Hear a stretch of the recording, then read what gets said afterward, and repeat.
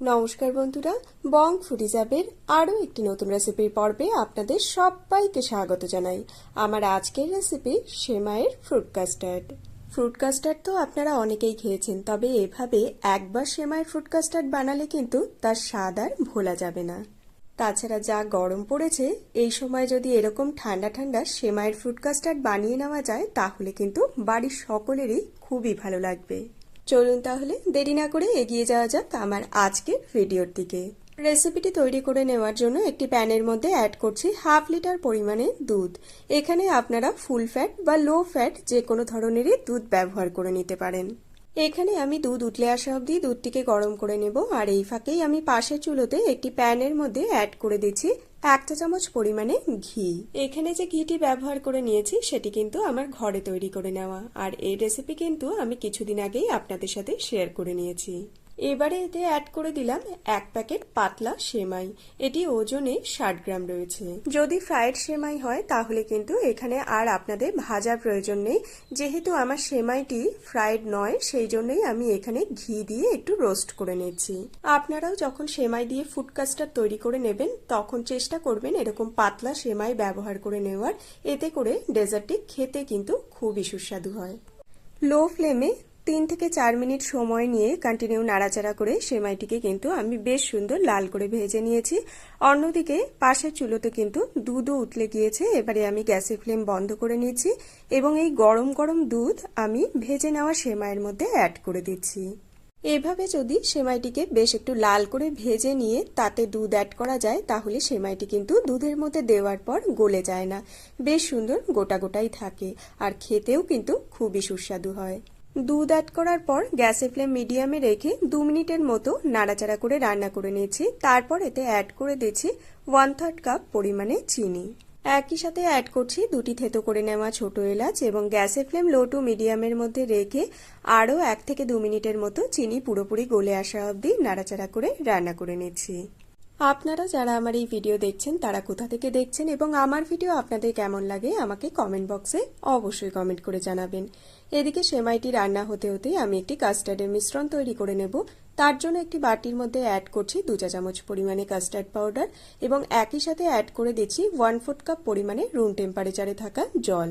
এবারে এই কাস্টার্ড এবং জল চামচ দিয়ে নাড়াচাড়া করে খুব ভালো করে মিলিয়ে নিচ্ছি যাতে এর মধ্যে কোনো রকমের লাম্পস না থাকে।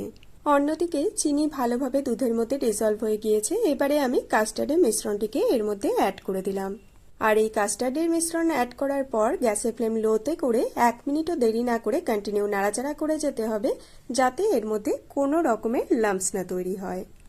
আমি এখানে ম্যাঙ্গো ফ্লেভারের কাস্টার্ড পাউডার ব্যবহার করে নিয়েছি, তবে আপনারা আপনাদের পছন্দ মতো যে কোনো ফ্লেভারের কাস্টার্ড পাউডার ব্যবহার করে নিতে পারেন।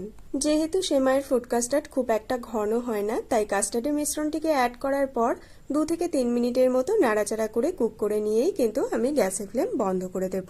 2 মিনিট কুক করে নেওয়ার পর আপনারা হয়তো এর কনসিস্টেন্সি দেখে নিশ্চয়ই বুঝতে পারছেন এটি কতটা পাতলা রয়েছে, তবে রুম টেম্পারেচারে আসার পর কিন্তু এটি অনেকটাই টেনে যাবে।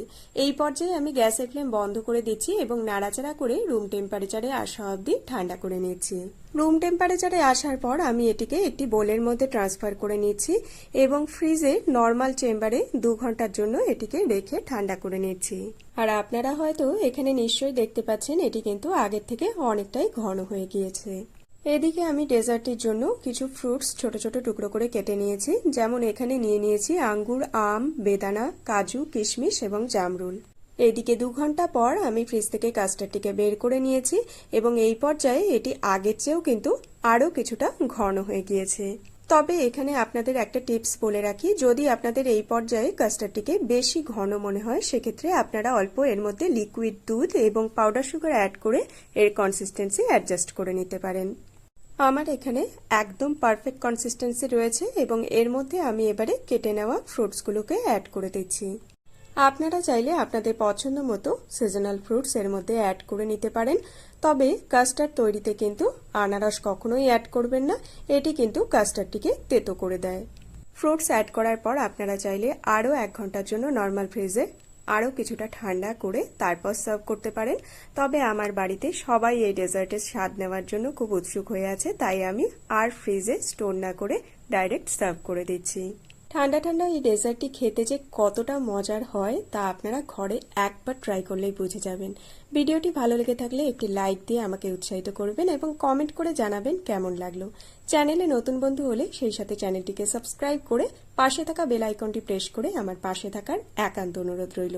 যদি আপনারা ভিডিওটি ফেসবুক পেজ থেকে দেখে থাকেন তাহলে পেজটিকে ফলো করার একান্ত অনুরোধ রইল। আজকের মতো তাহলে এই পর্যন্তই বন্ধুরা, দেখা হবে অন্য একটি নতুন ভিডিওর সাথে অন্য আরেকদিন। সবাই খুব খুব ভালো থাকবেন, সুস্থ থাকবেন। ধন্যবাদ।